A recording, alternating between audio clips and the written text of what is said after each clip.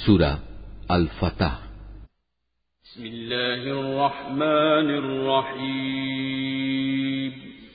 রহমান রহিম আল্লাহ তাআলার নামে। হে নবী, নিঃসন্দেহে আমি তোমাকে এক সুস্পষ্ট বিজয় দান করেছি, যাতে করে এর দ্বারা আল্লাহ তাআলা তোমার আগে পরের যাবতীয় ত্রুটি বিচ্যুতি ক্ষমা করে দিতে পারেন। তোমার উপর প্রদত্ত তাঁর যাবতীয় অনুদানসমূহ তিনি পূরণ করে দিতে পারেন এবং তোমাকে সঠিক সরল পথে পরিচালিত করতে পারেন। আর এই ঘটনার মাধ্যমে আল্লাহ তাআলা তোমাকে বড় রকমের একটা সাহায্য করবেন।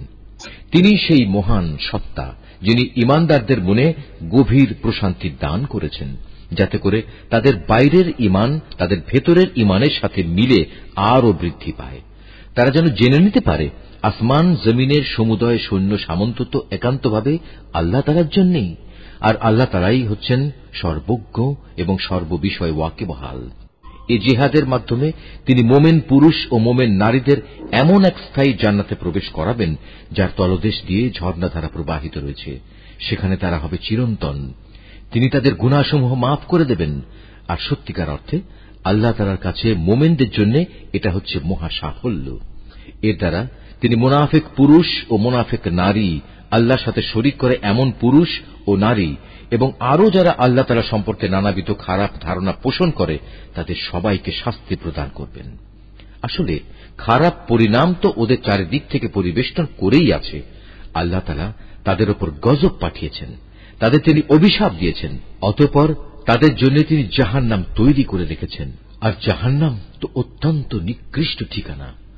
আসমান সমূহ ও জমিনের সমুদয় বাহিনী আল্লাহ তাআলার জন্যই এবং তিনিই হচ্ছেন পরাক্রমশালী এবং প্রবল প্রজ্ঞাময়। হে নবী, অবশ্যই আমি তোমাকে মানুষের কাছে সত্যের সাক্ষী এবং জান্নাতের সুসংবাদ বহনকারী ও জাহান্নামের সতর্ককারী রূপে পাঠিয়েছি, যাতে করে তোমরা একমাত্র আল্লাহর উপর এবং তার নবীর উপর সর্বতোভাবে ঈমান আনো, দিন প্রতিষ্ঠার কাজে তাকে সাহায্য করো, আল্লাহর নবী হিসেবে তাকে সম্মান করো, সর্বোপরি সকাল সন্ধ্যা আল্লাহর মাহাত্ম্য ঘোষণা করো। নিঃসন্দেহে আজ যারা তোমার কাছে বায়াত করছে তারা তো প্রকারান্তরে আল্লাহর কাছেই বায়াত করল, কেননা আল্লাহর হাত ছিল তাদের হাতের উপর। তাদের কেউ যদি এ বায়াত ভঙ্গ করে তাহলে এর ভয়াবহ পরিণাম তার নিজের উপরেই এসে পড়বে। আর আল্লাহ তাআলা তার উপর যে প্রতিশ্রুতি দিয়েছেন তা যে পূর্ণ করে তিনি অচিরেই তাকে মহা পুরস্কার দান করবেন। আরব বেদুইনদের যারা তোমার সাথে যোগ না দিয়ে পেছনে পড়ে থেকেছে তারা অচিরেই তোমার কাছে এসে বলবে, হে নবী, আমাদের মাল সম্পদ ও পরিবার পরিজন আমাদের ব্যস্ত করে রেখেছিল, অতএব তুমি আমাদের জন্য আল্লাহর কাছে ক্ষমা প্রার্থনা করো। হে মুহাম্মদ, তুমি এদের কথা প্রতারিত হও না। এরা মুখে এমন সব কথা বলে যার কিছুই তাদের অন্তরে নেই। বরং তুমি এদের বলে দাও, আল্লাহ তাআলা যদি তোমাদের কোনো ক্ষতি কিংবা কোনো উপকার করতে চান তাহলে কে তোমাদের ব্যাপারে তার ইচ্ছা থেকে তাকে ফিরিয়ে রাখতে পারবে? তোমরা যা যা করছো আল্লাহ তাআলা সে সম্পর্কে সম্যক ওয়াকিবহাল রয়েছেন। তোমরা সবাই মনে করেছিলে রাসূল ও তার সাথী মোমেনরা কোনো দিনই এ অভিযান থেকে নিজেদের পরিবার পরিজনের কাছে জীবিত ফিরে আসতে পারবে না। আর এ ধারণা তোমাদের কাছে খুবই সুখকর লেগেছিল এবং তোমরা তাদের সম্পর্কে খুবই খারাপ ধারণা করে রেখেছিলে। আসলে তোমরা হচ্ছ একটি নিশ্চিত ধ্বংসোন্মুখ জাতি। আল্লাহ তাআলা ও তার রাসূলের উপর যারা কখনো বিশ্বাস করেনি আমি সে অবিশ্বাসীদের জন্য জ্বলন্ত আগুন প্রস্তুত করে রেখেছি। আকাশমণ্ডলীয় পৃথিবী যাবতীয় সার্বভৌমত্ব তো এককভাবে তাঁরই জন্য নির্দিষ্ট। অতএব তিনি যাকে ইচ্ছা তাকে ক্ষমা করেন, আবার যাকে ইচ্ছা তাকে শাস্তি প্রদান করেন। আল্লাহ তাআলা একান্ত ক্ষমাশীল ও পরম দয়ালু। অতঃপর যখন তোমরা যুদ্ধলব্ধ সম্পদ হাসিল করতে যাবে তখন পেছনে পড়ে থাকা এই লোকগুলো এসে অবশ্যই তোমাকে বলবে, আমাদেরও তোমাদের সাথে যেতে দাও। এভাবে তারা আল্লাহর ফরমানই বদলে দিতে চায়। তুমি বলে দাও, তোমরা কিছুতেই এখন আমাদের সাথে চলতে পারবে না। আল্লাহ তাআলা তো আগেই তোমাদের ব্যাপারে এমন ঘোষণা দিয়ে রেখেছেন। এ কথা শুনে তারা সাথে সাথে বলে উঠবে, তোমরা আমাদের প্রতি বিদ্বেষ পোষণ করছো। কিন্তু এই লোকগুলো আসলে বোঝেই নিতান্ত কম। পেছনে পড়ে থাকা আরব বেদুইনদের তুমি আরো বলো, অচিরেই তোমাদের একটি শক্তিশালী জাতির সাথে যুদ্ধ করার জন্য ডাক দেয়া হবে। তোমরা তাদের সাথে যুদ্ধ করবে অথবা তারা আত্মসমর্পণ করবে।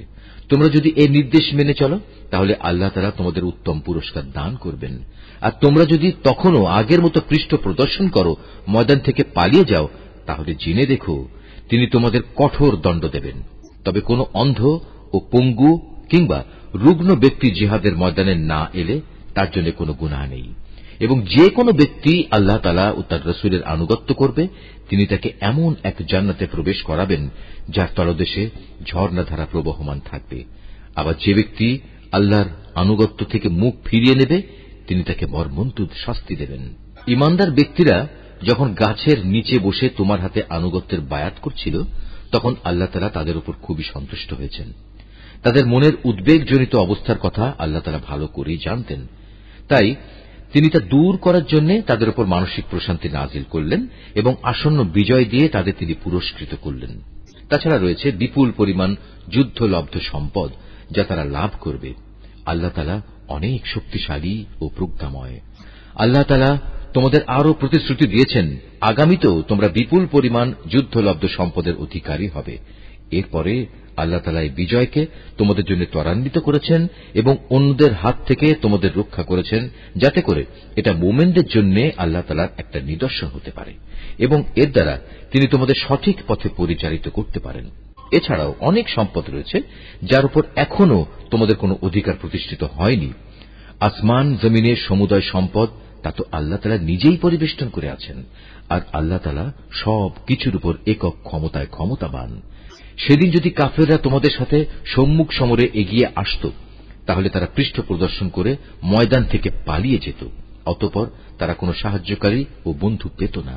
এ হচ্ছে আল্লাহ তাআলার চিরন্তন নিয়ম যা আগে থেকে একই ধারায় চলে আসছে। তুমি কোথাও আল্লাহ তাআলার এই নিয়মের কোনো রদবদল দেখতে পাবে না। তিনিই মহান আল্লাহ, যিনি মক্কা নগরীর অদূরে তাদের উপর তোমাদের নিশ্চিত বিজয় দানের পর তাদের হাত তোমাদের থেকে এবং তোমাদের হাত তাদের থেকে নিবৃত্ত করেছেন। আর তোমরা যা করছিলে আল্লাহ তাআলা তার সব কিছুই দেখছিলেন। তারা তো সেসব অপরাধী মানুষ যারা আল্লাহ তাআলা ও তার রাসূলকে অস্বীকার করেছে এবং তোমাদের আল্লাহর ঘর তাওয়াফ করা থেকে বাধা দিয়েছে এবং কোরবানির উদ্দেশ্যে আনিত পশুগুলোকে তাদের নির্ধারিত স্থান পর্যন্ত পৌঁছতে বাধা দিয়েছে। যদি সেদিন মক্কা নগরীতে এমন সব মোমেন পুরুষ ও নারী অবস্থান না করত যাদের অনেককেই তোমরা জানতে না, তাছাড়া যদি এই আশঙ্কা না থাকত যে একান্ত অজান্তে তোমরা তাদের পদদলিত করে দেবে এবং এজন্য তোমরা পরে হয়তো অনুতপ্তও হবে, তাহলে এই যুদ্ধ বন্ধ করা হতো না। যুদ্ধ তো এ কারণেই বন্ধ করা হয়েছিল যে এর দ্বারা আল্লাহ তাআলা যাকে চান তাকে নিজের রহমতের আওতায় নিয়ে আসেন। যদি সেদিন তারা কাফেরদের থেকে পৃথক হয়ে যেত তাহলে মক্কার অবশিষ্ট কাফেরদের আমি কঠিন ও মর্মান্তিক শাস্তি দিতাম। এ কারণেই যখন এ কাফেররা নিজেদের মনে জাহেলিয়াতের ঔদ্ধত্য জমিয়ে নিয়েছিল তখন তাদের মোকাবেলায় আল্লাহ তাআলা তার রাসূলের ওপর ও তার সাথী মোমেনদের ওপর এক মানসিক প্রশান্তি নাজিল করে দিলেন এবং এ অবস্থায়ও তিনি তাদের আল্লাহকে ভয় করে চলার নীতির ওপর কায়েম রাখলেন। মূলত তারাই ছিল আল্লাহর পক্ষ থেকে প্রশান্তি পাওয়ার অধিকতর যোগ্য ব্যক্তি। আল্লাহ তাআলা সব কিছুর ব্যাপারে যথার্থ জ্ঞান রাখেন। অবশ্যই আল্লাহ তাআলা তার রাসূলের স্বপ্ন সত্যে পরিণত করে দেখিয়েছেন। রাসূল স্বপ্নে দেখেছিল একদিন অবশ্যই তোমরা আল্লাহ তাআলার ইচ্ছায় নিরাপদে মসজিদুল হারামে প্রবেশ করবে। তোমাদের কেউ তখন মাথা মুন্ডন করা অবস্থায়, আবার কেউ মাথা চুল কাটা অবস্থায় থাকবে। তোমাদের মনে তখন আর কোন রকম ভয় ভীতি থাকবে না। স্বপ্নের এ কথা আল্লাহ তাআলা ভালো করেই জানতেন, যার কিছুই তোমাদের জানা ছিল না। অতঃপর বড় বিজয়ের ব্যাপারটি আসার আগেই আল্লাহ তাআলা তোমাদের জন্য এই আশু বিজয় দান করেছেন। তিনিই হচ্ছেন সেই মহান সত্তা যিনি তার রাসূলকে যথার্থ পথ নির্দেশ ও সঠিক জীবন বিধান দিয়ে পাঠিয়েছেন, যাতে করে আল্লাহর রাসূল দুনিয়ার অন্য সব বিধানের উপর একে বিজয় করে দিতে পারে। সত্যের পক্ষে সাক্ষ্য দেওয়ার জন্য আল্লাহ তাআলাই যথেষ্ট। মুহাম্মদ আল্লাহ তাআলার রাসূল। অন্য যেসব লোক তার কাছে আছে তারা নীতির প্রশ্নে কাফেরদের প্রতি অত্যন্ত কঠোর, আবার তারা নিজেদের মধ্যে একান্ত সহানুভূতিশীল। তুমি যখনই তাদের দেখবে তারা রুকু ও সাজদাবনত অবস্থায় রয়েছে, আল্লাহর অনুগ্রহ ও তার সন্তুষ্টি কামনা করছে। তাদের বাহ্যিক চেহারায়ও এই আনুগত্য ও সাজদার চিহ্ন রয়েছে। তাদের উদাহরণ যেমন বর্ণিত রয়েছে তাওরাতে, তেমনি তাদের উদাহরণ রয়েছে ইঞ্জিলেও, আর তা হচ্ছে যেমন একটি বীজ যা থেকে বেরিয়ে আসে একটি ছোট্ট কিশলয়, অতঃপর তা শক্ত ও মোটা তাজা হয় এবং পরে স্বীয় কাণ্ডের উপর তা দৃঢ়ভাবে দাঁড়িয়ে যায়। চারাগাছটির অবস্থা তখন চাষির মনকে খুশিতে উৎফুল্ল করে তোলে। এভাবে একটি মোমেন সম্প্রদায়ের পরিশীলনের ঘটনা দ্বারা আল্লাহ তাআলা কাফেরদের মনে হিংসা ও জ্বালা সৃষ্টি করেন। আবার এদের মাঝে যারা আল্লাহ তাআলা ও তার রাসূলের উপর ঈমান আনে এবং নেক আমল করে, আল্লাহ তাআলা তাদের জন্য তার ক্ষমা ও মহা পুরস্কারের প্রতিশ্রুতি দিয়েছেন।